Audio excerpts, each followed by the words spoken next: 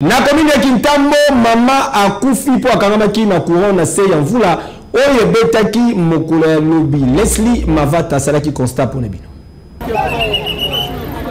Vula oyo betaki lobi eleki etikaki encore une fois de plus libota moko na mawa tozali awa na commune ya Kintambo, plus précisément na croisement ya baveni Lomami pe Komoriko esika wapi bomoni mama oyo alali na maiboye, c'est-à-dire akufi.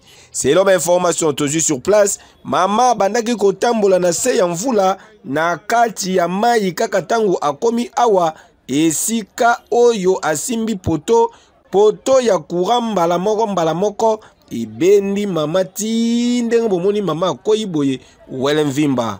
Batu bazalaki wana nzinga batali elongi ya mama malamu pe balobi te mama zalaka ne mupanzi ya baveni oyo te, veut dire bayebi ete moyen pe bakende ko informer famille na ye ezate po nanu awa mama pe azalaki ata na pièce d'identité moko te esali pasi makasi na population oyo bazalaki wana sur place.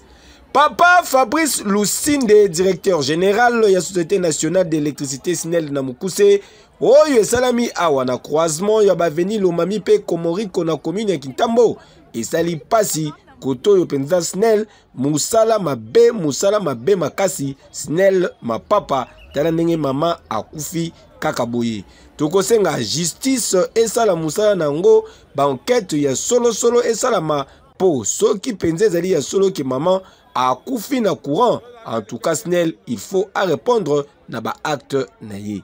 Dossier à suivre.